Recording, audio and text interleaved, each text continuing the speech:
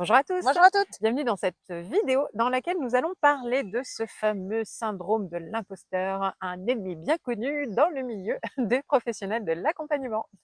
Je me présente Anne-Laure Dabo, je suis coach et thérapeute de couple et co-dirigeante du centre de formation Zen Pro. Je m'appelle Cécile Neville, je suis psychologue et coach et donc depuis maintenant une quinzaine d'années on exerce, on pratique, etc. Et encore aujourd'hui il peut nous arriver d'avoir ce petit syndrome de l'imposteur qui se faufile dans notre tête comme beaucoup. Mais là où c'est le plus, c'est quand même quand on débute en général. Sachant qu'en plus, il évolue en fait. Et Il oui, bouge d'endroit. Et exactement. vous l'avez pas toujours d'ailleurs, c'est quand même plutôt pratique. Ça veut dire Mmh. aussi que le syndrome de l'imposteur n'est pas toujours de manière globale dans Pas votre vie. partout, Il peut se glisser sous sa subtilement. casquette auteur, tiens, pour ma part, ça a Voilà, été ça pendant un petit moment. c'est vrai, Et puis après, il peut glisser, puis aller à un autre endroit. exactement. Et donc la première étape par rapport à ce syndrome de l'imposteur, c'est de l'identifier, donc de se poser la question: dans quels endroits de ma vie professionnelle, puisque là c'est le sujet en tant que coach, dans mes différentes activités professionnelles, faites la liste de toutes vos activités et demandez-vous: est-ce que là je me sens vraiment légitime? Est-ce que ouais, là je suis à ma place, j'ai confiance, je sens que j'ai pas de doute dans ma posture, dans mon approche, c'est OK pour moi? Vous pouvez vous poser la question, on aime bien, sur une échelle de 1 à 10. Et d'ailleurs, vous pouvez laisser en commentaire, Exactement. partager. Donc là, par exemple, on vous donne différentes casquettes pour vous donner des exemples. Tu as parlé d'auteur, par exemple. Oui. Donc, sur une échelle de 1 à 10, si vous êtes auteur, à quel point vous vous sentez légitime en tant qu'auteur aujourd'hui? On est aussi parfois conférencier, conférencière. Sur une échelle de 1 à 10, à quel point je me sens légitime à faire une conférence? Sur une échelle de 1 à 10, à quel point je me sens légitime de faire une formation, par exemple, au sein d'une entreprise, de faire du coaching pour des dirigeants d'entreprise, du coaching pour des enfants. Voilà, selon vos activités, évaluez à quel point vous vous sentez à la hauteur, légitime, vous avez votre place, vous avez votre rôle et c'est OK pour vous, ça c'est 10. C'est quoi quand on est dans le pire du syndrome de l'imposteur? Qu'est-ce qu'on se dit? Qu'est-ce qu'on pense quand on est à 0, 1, 2? Eh ben, on se dit qu'on ne mérite pas en fait, Mmh, que c'est pas possible, qu'on est un peu, on truande un peu le truc quoi et que, Mais qui je suis ouais, moi? qui je suis moi pour pouvoir, Mmh, là notamment alors je parle de ça parce que, c'est récent en fait que mmh, j'avais encore jusque-là jamais véritablement eu un lien avec une maison d'édition par exemple pour l'écriture d'un mmh. livre et donc du coup je me suis dit: «Non mais en fait, je suis une vraie imposture en fait. Je suis une imposture, je ne sais pas écrire et pour autant je donne mon travail et puis après, c'est en acceptant, déjà en Mmh, identifiant comme tu l'as dit, en identifiant, en acceptant, puis en se disant et en même temps, c'est eux qui font une commande en fait. mmh. Donc si ils sont capables de se tromper à ce point-là, ce serait quand même dramatique, ça fait quand même plusieurs années qu'ils sont dans le milieu quand même. Mmh. Et là, ça commence à se dire: «Ah, en fait, je suis peut-être pas une véritable imposture». Et donc quand on est vraiment dans ce moment-là où le syndrome de l'imposteur est vraiment présent, Ça on nous remet bloque, tout en on remet en question, question, on n'arrive on pas à n'avance plus, avancer, on procrastine. on doute de soi, Ouais, on peut même être vraiment pas loin de la dépression des fois, hein, quand on va vraiment ouais. jusqu'au fond du trou. On se dit mais qu'est-ce que je fais, mais n'importe quoi. Et puis On on s'auto-sabote. peut s'en vouloir, être dans la culpabilité, mais je risque de faire du mal aux autres en plus si Ouais. j'utilise mal les outils, l'approche. Enfin voilà, comment je vais faire en fait? Donc là, panique totale et ça peut vraiment nous amener dans des situations très compliquées, soit se figer, soit faire des énormes erreurs en fait Oui et aussi, du coup blesser des autres effectivement. Donc attention, c'est pas rien le syndrome de l'imposteur. Donc déjà, l'identifier, c'est l'accueillir et l'accepter. C'est normal, beaucoup passent par là et mmh. n'importe quelle personne quand on la met dans une situation qu'elle ne connaît pas va se reposer la question. Enfin en tout cas, Bah, après si on a vraiment fait un travail sur c'est soi, on quelque arrive chose de à sain, hein, s'adapter, mais c'est au naturel en fait, voilà. Donc c'est OK, on l'accepte, on l'accueille. Et maintenant, qu'est-ce qu'on peut faire pour le surmonter? parce que c'est là finalement le plus important. C'est pas non normal, comment on pourrait dire? Anormal. Anormal? Ce n'est pas anormal de ressentir le syndrome de l'imposteur. Après, c'est la manière dont on va vivre avec Mmh, ce syndrome de l'imposteur, comment on va le gérer, exactement. comment on va l'accompagner pour ne pas être bloqué finalement Mmh. ou, comme on le disait tout à l'heure, être dans la procrastination ou l'auto-sabotage.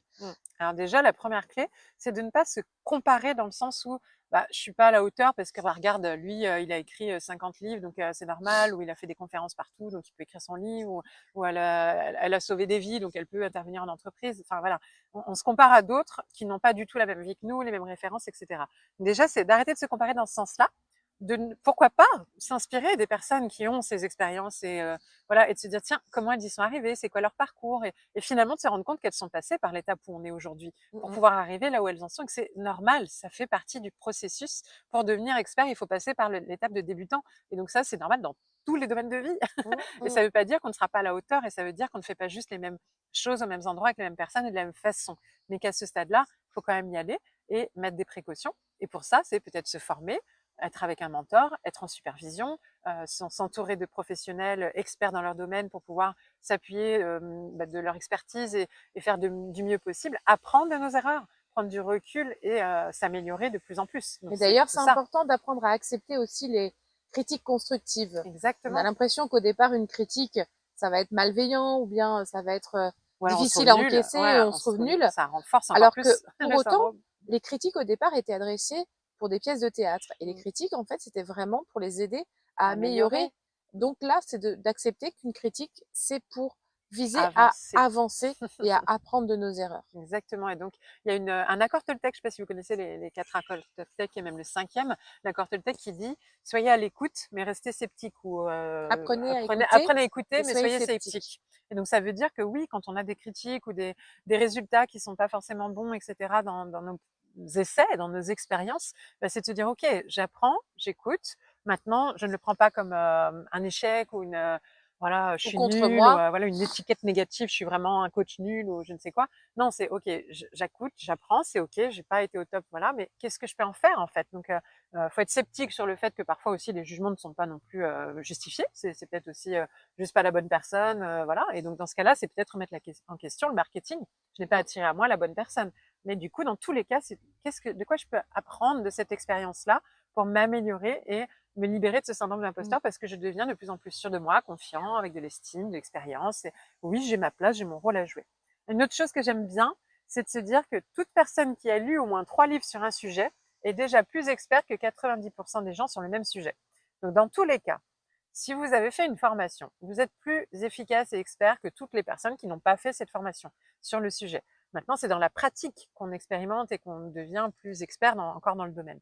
Donc oui, il faut pratiquer, mais avec la posture de se dire, même si je suis pas à la hauteur de mon prof, par exemple, ou des personnes qui m'inspirent, de mes mentors, je suis déjà plus à la hauteur de ceux qui n'ont jamais fait ces formations, jamais lu ces livres et qui débutent, en fait. C'est vraiment, donc à ces personnes-là, je peux déjà leur apporter les premières bases et ensuite, elles grandiront et peut-être me dépasseront, je ne sais pas, et ça ne m'appartient pas, mais moi, je vais apporter les bases. Dans le dev perso, je peux apprendre à des personnes à être super épanouies, etc. Mais au départ, peut-être juste déjà à observer comment ils se sentent et à communiquer d'une façon positive, etc.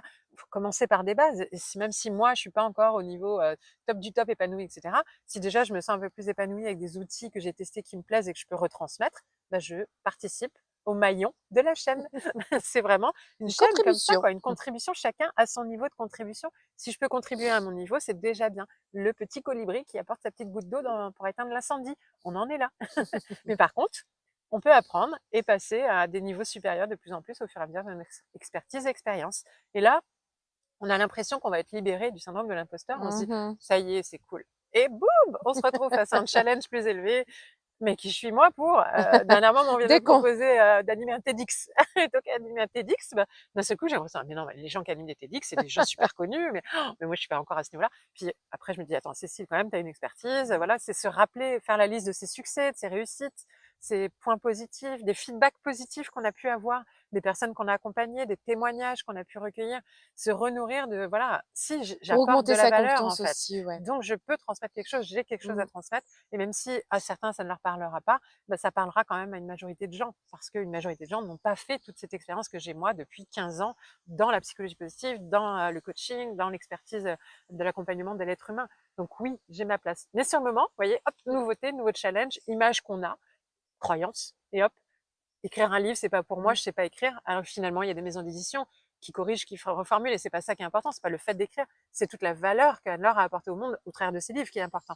Donc là, le syndrome de l'imposteur, il vient parce qu'on a aussi des croyances limitantes, on a des expériences du passé, et vous, quand ça s'en va, eh ben on y va. Et après, la première fois, il y a toujours un petit peu, hein. C'est Je toujours pense que ça. ton premier livre Ouais. avec la maison d'édition, il y a Mm, toujours, mm. juste tant qu'il n'est pas sorti, etc., voilà, le petit doute, et même les premiers temps. Moi, mon premier TEDx, pareil, ce sera ça. Mais certainement, si j'en refais un autre, au bout d'un moment, Ça je me deviendrait poserai, énorme. c'est On construit normal, des et ce normes, en sera fait. facile, en fait, même. Je me trouverai Mm. presque, au bout d'un moment, C'est avec moins la boussole de challengeant. flow, ce sera moins challengeant et j'aurai même plus envie d'en faire, en fait. J'aurai envie de quelque chose de plus encore, ou de différent, et de se remettre dans du challenge pour vivre une vie Mm. de flow. Si vous n'avez pas vu la vidéo, il y a une vidéo sur le flow.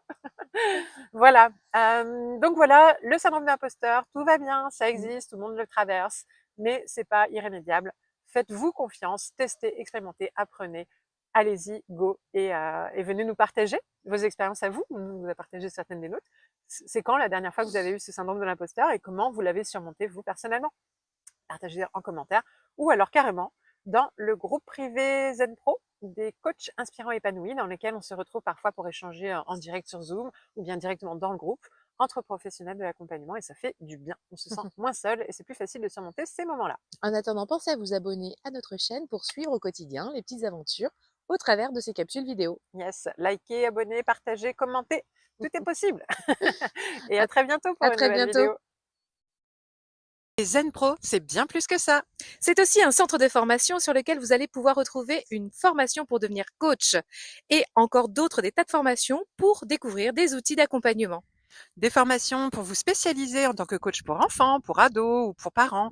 Et puis aussi des outils comme la PNL, l'analyse transactionnelle ou la psychologie positive qui est notre spécialité.